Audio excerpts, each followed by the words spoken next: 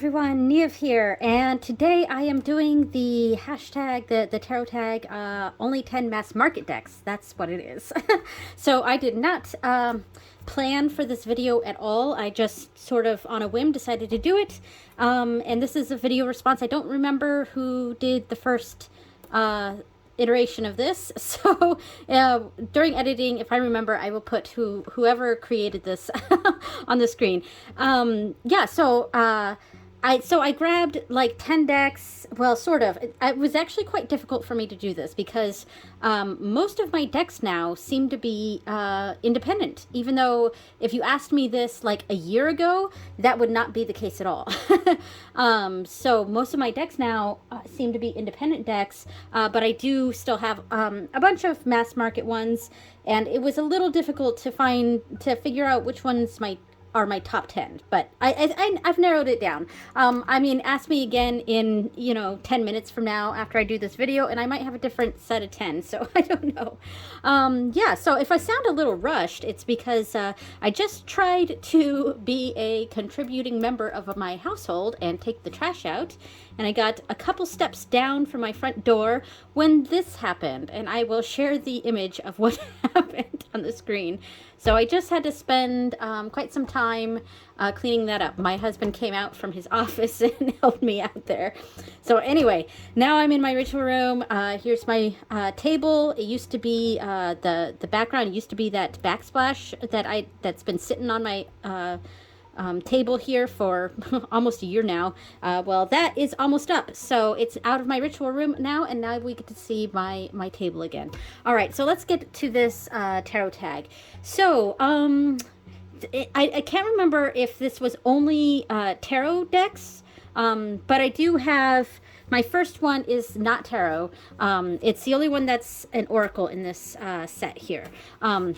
Now, this is technically two decks, and I would have counted this as two separate decks, but in a previous tarot tag, I sort of kind of cheated and had this as one deck, so I figured I would just keep this, keep it going since I'm treating this as one deck. So here we go. So this is the Druid Animal Oracle deck, or no, Druid Plant, Druid Animal. There we go. So yeah, I actually really love this deck, or these two decks. I do keep them separate, but I often use them together, which is why I'm grouping this as one deck here.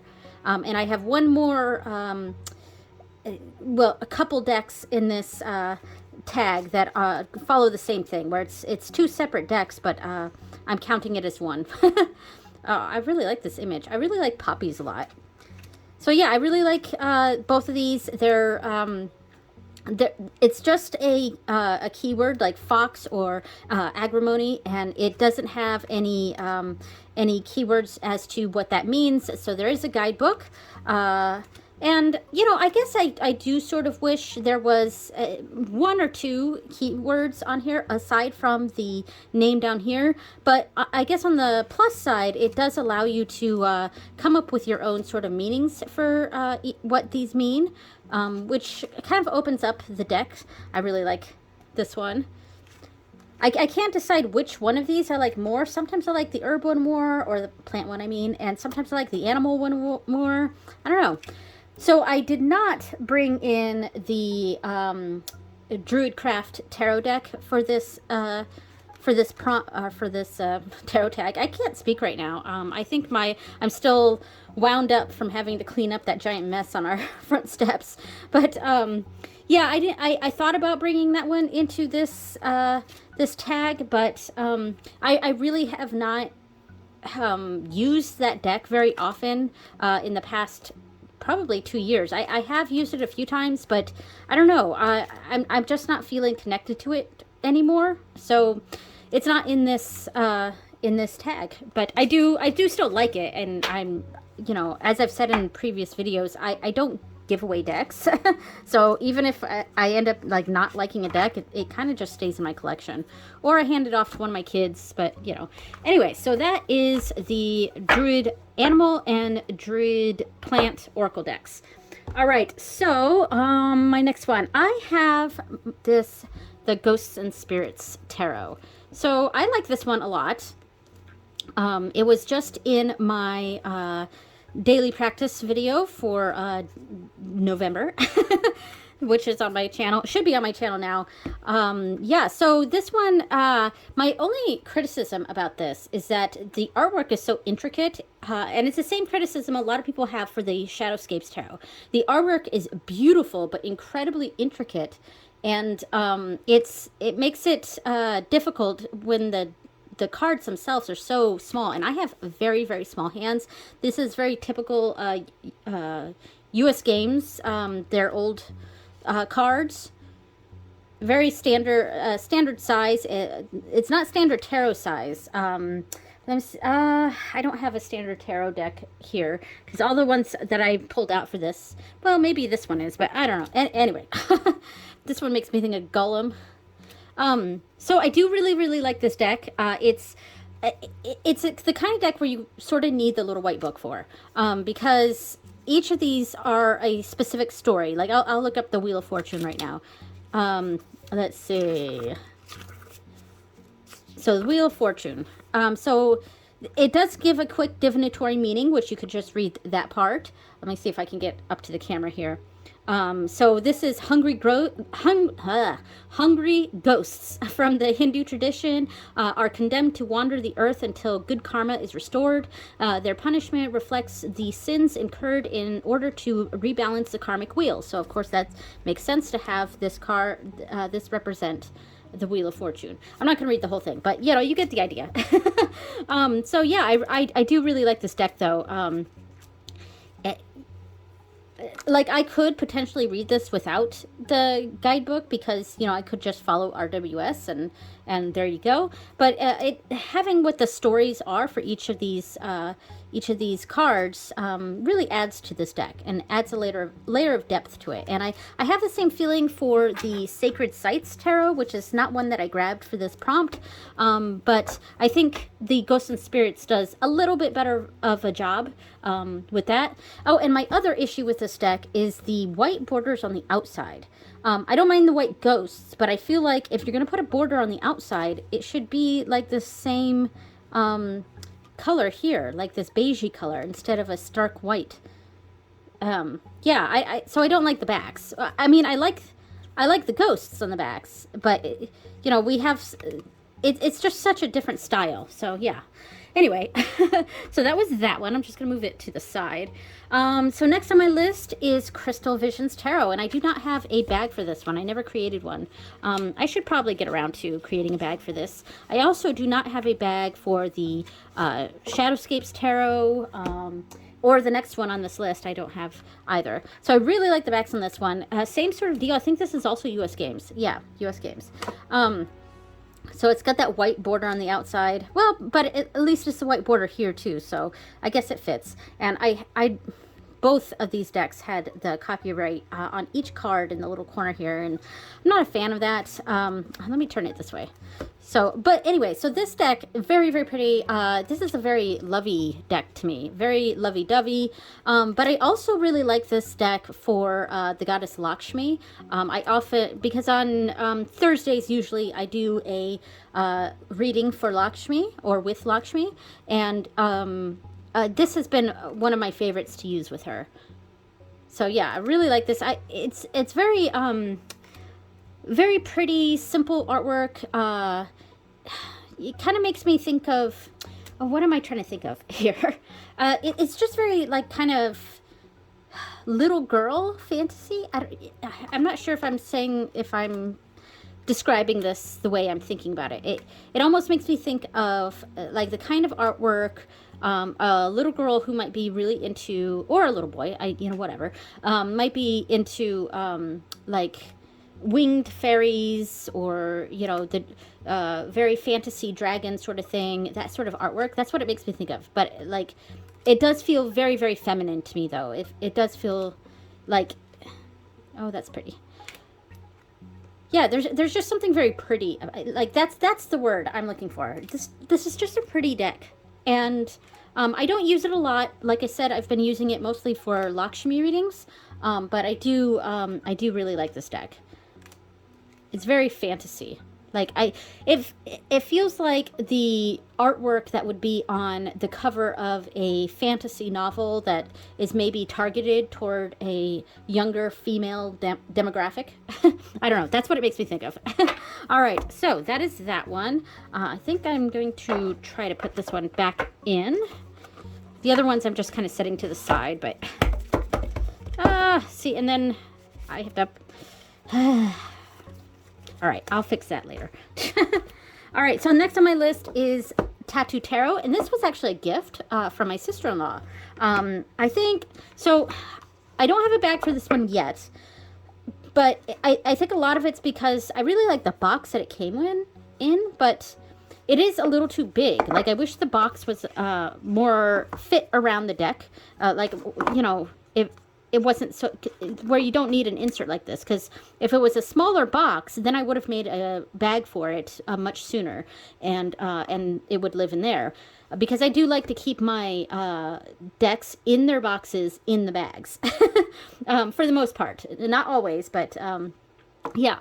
And since this is such a nice box, I want to keep it in the box, but it's a huge box where I feel like it should have been smaller. But I guess that's a small issue I have with it. Maybe I can make a bag and I would just put the deck in there, not with the box. I don't know. Anyway, so, oh, and the other issue I have with this, again, with the same white, the stark white on the back, where it's like a beigey color on the front. I just wish it was more consistent, but these are small, small critiques. I do really, really like this deck. It's one of my only, like, pip decks. And so I could read this in a Marseille style, though I don't think this is a Marseille deck, especially since I think Justice and Strength are at the, yeah, Justice is 8 here, so maybe, I'm trying to think in my head. Oh, no, so maybe I could use this as Marseille. I don't know. So, yeah, so it's just very straightforward, and I think this deck also sort of has a... I guess, you know, if the previous deck was more feminine, I guess this one would be slightly more masculine, though it's still very, both decks could be used for either, I mean, honestly. Yeah, so it's a very, very simple deck, but I think it's a good pip deck. Yeah, it's kind of that pips with feelings, sort of, like there are some elements of what's going on here. We've got an arrow going across. So, you know, Nine of Wands is kind of that wounded warrior type card. So we've got the arrow going across. You could read into that. Here we go with the Three of Coins. We've got building tools up here. That makes sense for the 3 points. So even though it's a pip deck, it kind of has elements in the pips that give you an idea of what it means. And this one I will actually put away. Here we go, because it's much easier. All right. So next up, we have, this is the bag that I made for it. This is the Forest of Enchantment Tarot. And I did a full deep dive of this deck, like, over the course of a couple months. And that is on my channel, if you're interested in checking that out. Love the bag that I made for it. I think it's really pretty, and it matches the backs really well, I think. What do you think? Yeah, so, I really like this deck. So I also have, the Greenwich Tarot, which that one's in my bedroom right now. I'm trying to use it more, because I just like the Druidcraft Tarot. I've kind of just not felt very connected to it, so I'm using it right now to kind of get to know it, and maybe I'll use it more. I don't know, but I feel like this deck is kind of taking the place of that deck for me. So. Yeah, it does feel very nature-oriented, very pagan, but not necessarily pagan. It's kind of, it's a fantasy world. It's an enchanted world. And, I mean, this is very Hansel and Gretel. Yeah, and it's very fairy tale, but fairy tale in a way that I feel like does sort of connect with some elements of... the Fae, per se. I mean, I have a little bit of a darker view of the good people, and whereas this one is a bit more on the light side of that. And I mean, there are unicorns and things like that. It is a very fantasy sort of deck, but yeah, it's sort of, for me, this deck has taken the place of the Greenwich Tarot. The areas where I feel like Greenwich Tarot aren't quite doing it for me anymore, and maybe it's because my own personal practice has changed over the years. I feel like it's taken over by this deck. Though, though, I mean, I still have some, like, it's not quite how I view the Fae world, or, the good people, things like that, but there is elements of it that take from folklore. So yeah, I mean, it's very folklore-ish, if that makes sense. So very fairy tale, but also sort of folklore-ish. And yeah, and the book for it is fantastic. I love this card. Love this card. Because it's got the OM staves on there. Love that. So I did really enjoy the deep dive of this deck that I did. I also really, really like this card a lot.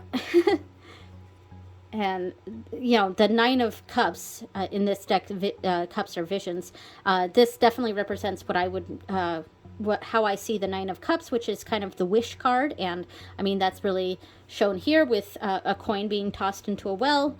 Yeah. So this one just fits my, I guess it fits my practice a little better now than the Greenwich Tarot. But, yeah, so there we go. So that is the Forest of Enchantment Tarot. All right, so the next one on my list here is this one. This is the bag that I made for it. It's got a family tree on it, so that should give you an idea of what this is. This is the mass market version of the Relative Tarot. So I did miss out on the independent version, and I'm so bummed about that, because the independent version also came with an oracle that is not available mass market, and man, I wish I had the oracle. So I do love this deck, and this is the deck that I use for ancestor work, of course, because it makes sense. One of the other reasons I love this deck and ancestor work in general is because of one of my main hobbies, things that I do is, I'm a genetic genealogist. So one of the things I do is I use DNA and things like that to, and traditional genealogy to kind of uncover family tree mysteries. And I've solved a 100-year-old family tree mystery in our family tree. And yeah, so through DNA and traditional genealogical research. And yeah, it's a big passion of mine. I'm an amateur genetic genealogist, but yeah. I don't know where I was going with that. I think I was just trying to say that because of that, things like ancestor work and these sorts of tarot decks really called to me. And I have been using this deck to go through the Ancestral Tarot book by Nancy Hendrickson, which is a pretty good book. I don't know that I quite view my ancestral tarot work in the same way that she does, but I've definitely taken inspiration from that, and have been working with that. So yeah, fantastic deck. The gilding is pretty, but it's a little sharp. And this deck itself, the guidebook for it does not give meanings for the cards, and it doesn't even tell you what the picture is, because these are famous photographs of long ago people. It would be nice to have that. The guidebook is more talking about, because this deck uses a lot of life number type things, and that's what these numbers here on the side are. And honestly, I don't really incorporate that into my practice so much. So I would say that's my primary negative of this deck, is that I mean, this is fantastic for people who do the life number type stuff, but I don't really, so it's a little useless for me. And I would have liked it to have a more comprehensive guidebook where it kind of talks about the images on the deck, on the cards. So anyway, let me get that out of the way. All right, so so the next two on my list are I wouldn't say these are a cop-out. It's just, it's like, oh, right, these ones. So this is my, oh gosh, the Crow Tarot and the Wise Dog Tarot. Both of these are by MJ Cullinane. And the other two MJ Cullinane decks that I have are not on this, but that's mainly because they are, I had the independent versions of those, whereas these are the mass market versions. So I know I ramble a bit and I stumble over my words a lot. I'm just part of it's because, you know, like I said, I'm a little frazzled from what happened right before I turned on the camera, but also I'm just not a very good public speaker. So, and I guess doing these videos sometimes helps me get better at that. So if I stumble over my words, or I say too much, or I repeat my same catchphrase over and over again, which is, if that makes sense, then yeah, so that's why. It's just, I'm not a super great speaker.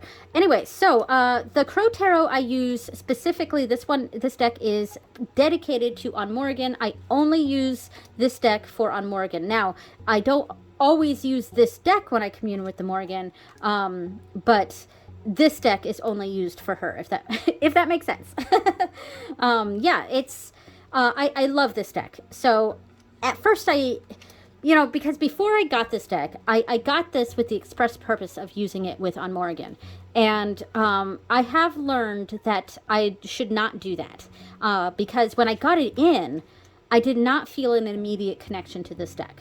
I wish I did, but I didn't. I did not feel an immediate connection to this deck. And then I started, and I already had dedicated this deck to On Morrigan, so I felt like kind of awful about it. But I decided to do a full deep dive of this deck. And by the time I had completed the full deep dive, and that took a few months, I did not put that on my channel. That was before I started recording my deep dives and stuff.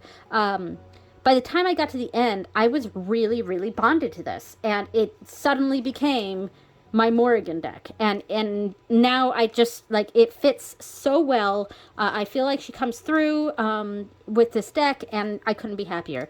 But it did teach me to not get a deck with the express purpose of it being for X, if that makes sense.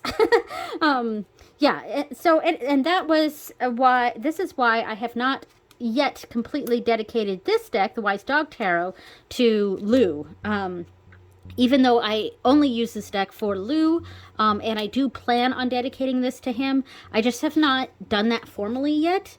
And part of it is a little bit of laziness on my part, but also I just want to, use this deck with him for a long time before I really dedicate it to him, kind of learning from what I had done here. So I love this deck a lot. Dogs, I'm more of a dog person than I am a cat person, though I'm also a cat person. And so I really, really wanted a dog deck, and this is the first one I got. I do have at least one other, but they're independent decks, so they're not part of this. Yeah, the Barkana Tarot is, that's an independent deck, so, and I like that one too. It's got a very different energy than this one. I will say, though, I'm not a fan of the Eight of Pentacles here. Now, Eight of Pentacles is my favorite tarot card in general, and I do look to the Eight of Pentacles first, if I can, when I decide whether I'm going to get a deck or not, because it's my favorite tarot card. And I would say that's my only actual negative with this deck, is that I don't like the Eight of Pentacles, because it makes me think it's the wands, because of all the wands. I see that there's pentacles there, but because of all the sticks here, excuse me, it makes me think it's a wands card.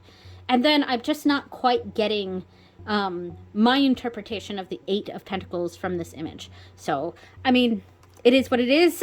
Every other card in this deck I really like. Yeah, so anyway, so that is the Wise Dog Tarot and the Crow Tarot. All right, so my next one is actually a twofer, sort of. I have two decks here, but they came in one thing, so they're actually one unit. So this is the Book of Shadows, as above, and so below. So I'm going to pull out both here. And I did make these bags to match. The blue went with the blue backs here, and the kind of greenish gold, went with the greenish backs here. So the reason I have both of them out here is because they were part of one unit. And I don't know how available these decks are. I think they're kind of sold separately now. Though when I got this deck, let me see if I can find the box for it. Hold on just a second. Oh gosh, just bumped the camera. All right, so I've just found it. It's covered in dust because I don't use this. So I got this deck like when it came out. And this is by Barbara Moore. And it was Los Scarabeo. It was this big box that they both came in. Really, really cool box. But I got this basically right after this came out. So so it's super old. I mean, you can see it's like, you know, beaten up a bit, and I don't use these big giant boxes at all, so that's why I have these together. That said, I actually do not like this deck, and I hardly ever use it. I love this deck, so don't really like the As Above deck. Absolutely love the So Below deck, and in fact it's one of my favorite tarot decks, this one and the next one. So these are, I mean, I think what I don't like about this one is that it's very Wiccan-y, and that makes sense for the time that these decks came out, which was like the early 2000s. I don't remember the exact date. So it makes sense that it would be very Wiccan-y considering when this deck came out. And also, you notice the different thickness of these, even though they are the same amount of cards. That drives me nuts with this. These two decks came together, but the cardstock is completely different. Like this, it's thicker cardstock over here, and this is very, very thin. Super, super thin. That's my biggest negative with this deck, is how thin it is. Yeah, like the two decks are supposed to go together, so why would they not be the same cardstock? I don't know. Anyway, so this deck is super, super Wiccan-y, whereas this deck, it's very witchy, but it's... All right, so this deck is supposed to be kind of the spiritual As Above part, and this deck is supposed to be a lot more mundane, like our everyday life sort of thing, and that's probably why I like this more. And so... Yeah, so in this deck we see a woman, I mean, she's at a business meeting, but these are supposed to all sort of show they're witches. They're people in the witch community, maybe the pagan community, maybe just the general occult community, and you could kind of insert any person into that. And it's not very Wiccan specific, which I like about this deck, because it's a lot more versatile to me. Like, it's a very, very versatile deck. It's very everyday. I almost feel like you don't even need to know RWS system to know what the cards mean. It's a very, very approachable deck, and you can easily see the images on these cards. It's very everyday, very modern, and associate it with what's going on in your life. And I really, really like practical decks like that. When a deck gets too wishy-washy, I guess, I don't know the right term here.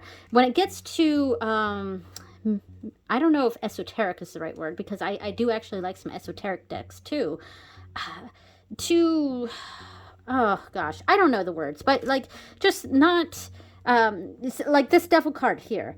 Like, we're seeing this interpretation of the devil, of like indulgence, of going too much into desserts here, and we see the splatter of, it's not blood, but it's like this red splatter to show that this is not good. This is not good for you. You're supposed to be eating healthy. You're supposed to be making wiser choices. And it's okay to indulge sometimes, because the devil will sometimes be a positive card. But this really, really, that whole sense of temptation, it really, really makes sense to me. So yeah, I just like the practical nature of this deck a lot. And I like that it's not specific to any sort of witchy, pagan, Wiccan path. It is very witchy, it is very occult, but I feel like it's very rooted in the everyday, and we can all sort of insert ourselves in this, no matter what our pagan, witchy, occultist tarot practice is, if that makes sense. Oh, and this is my favorite tower card of all time. I like it. Just like you can tell, one, I love the colors. Everything around her is blue, and then she stands out. She's all red, and you see the cup that just fell on the ground. It's shattered. It's also all red. That's where our eyes go. We can immediately understand that she just got devastating news on the phone, and it has made her world crumble. And that I love this depiction of the tower. It's my favorite tower card. Now we turn over to this one, and first of all, it has that maiden mother crone, the triple goddess stuff. And I do believe in triple goddesses, but I have definitely my path has gone far away from the typical maiden mother crone archetype. And so that alone bothers me. And it's the cards are elementals, maidens, mothers, and crones. I think, yeah, that's the suits. The court cards. That's what I meant. And then the suits themselves are earth, air, fire, water. So I don't know. There are cards that I like in this. I don't mind the elemental parts, and I don't mind the pages are the elementals. That's fine. I wish the other ones were not maiden mother crone. I do like the triple moon symbol. Like, I do like the triple moon symbol, and I do associate with the triple moon symbol, mostly because I do a lot of like moon magic or astrological stuff, and so the triple moon has a different meaning for me than maiden mother crone. See, and this is the maiden of air. So are the maidens the pages, or is the elementals the pages? I can't remember. And I do like the planetary elements of this deck. So there are elements that I like. So like here we have, I don't know if this was Neptune. Yeah. So the 7 of fire is represented by Neptune. And this deck is supposed to have a more spiritual side to it. Not supposed to be used for everyday things like the So Below deck. And I like the concept of that. And then this card, this is the sun, and it's represented by Litha. I mean, that makes sense because it's the summer solstice. So a lot of the major arcana cards are represented by different things. This is judgment by initiation. I mean, it makes sense, but yeah, the emperor is represented by the god. It's the god and the goddess, which is very Wiccan-y. And I'm trying not to disparage Wicca, because I don't actually have an issue with Wicca itself. I'm just saying that this deck is very typical of the time that it came out, the early 2000s. That was very, eclectic Wiccan.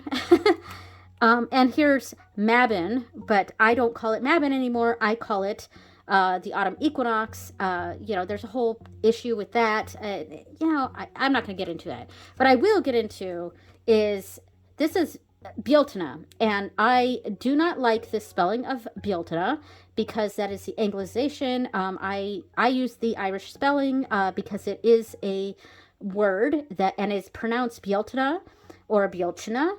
And it is part of the living language of Ireland. Like Irish is a living language. I've been learning Irish for years and years. Nowhere near the level of a native speaker, nowhere near that. But and I will tell you that a lot of people in the Irish pagan community despise the spelling and the pronunciation Beltane. I don't even like saying it. I've never pronounced it like that. Even before I knew that it was Bealtaine, I used to say Beltana because one of my first books on Wicca, which was the first pagan path that I actually got into, they actually, the book one of the first books I read on it had the pronunciation like Beltana, so I had always said it Beltana. And then I entered the YouTube pagan community, and I was so confused why everyone kept pronouncing it like Beltane. And it's one of those things where we as a pagan community can come together and say, it's pronounced Samhain, not Samhain, and, a lot of people will be very particular about that. And I kind of think they should be. I mean, I think it's important to honor the language and the culture that your holidays come from. And the 4 Irish fire festivals, Imbolc, Bealtaine, Samhain, and Lunasa, those all come from an actual culture. And I think it does the pagan community a disservice when we kind of not honor that the cultural background of those holidays and pronounce them how they're supposed to be pronounced. Now, as a caveat to that, those holidays are also celebrated amongst Scottish pagans, and they have a slightly different pronunciation, so we have to be aware of that too. So no, what I'm trying to say is I'm not trying to police people. It's just I wish people were more aware that it is pronounced Bealtaine. and that there is a different spelling of it, and this spelling is an Anglicization. And this is kind of a little mini rant within my video, so I don't know that I'll actually even keep this in here. It might cause an uproar. I don't know. Anyway, let me just move on. So, I mean, and the Summerlands is the Fool. Yeah, so this deck it's just a little too 2000s Wicca-y to me. And I also hate that it's a different cardstock than this one. Though technically I think this cardstock might be a little bit better than this cardstock. I just wish it was consistent. So I don't use this deck hardly at all. But I use this deck all the time because I love this deck. All right. Enough of that rant, and we'll get to the last deck here. Okay, so my final deck is going to be of no surprise to anyone if you've watched my channel for any length of time, and that is the Anna K Tarot, and this is the mass market version. I love this deck. Oh my goodness. I just thought about another deck that I didn't include in this. So I'm just going to say this one here. Honorable mention, the Morgan Greer Tarot. I love that deck. Yeah, so if I had remembered that before I started this video, which I did not prepare for at all, I would have grabbed that deck, and I probably would have replaced this one. Yeah, the Ghosts and Spirits Tarot. So just putting that out there. All right, so the Anna K Tarot. This is hands down my favorite deck. Yeah, I don't use it a lot, but whenever I do use it, I feel like I get very profound messages. And I think a lot of it is the primary colors and what am I trying to say? The facial expressions of the characters. And I know, yes, a lot of people have a problem with the faces of this deck. I really don't. It doesn't bother me. Yeah, they kind of look a little bit Cabbage Patch, especially I think the Empress card looks especially Cabbage Patch. But like it doesn't, there's a charm to it for me, like, and the proportions of the people are a little bit weird, but I don't know, there's something charming about it, similar to the Crystal Visions tarot, where it almost sort of feels like it's fantasy art for kids. I don't know if that's exactly what I mean here, but it just, I don't know. I think also that the characters are not like super body beautiful. Because people say that the proportions are weird on these characters.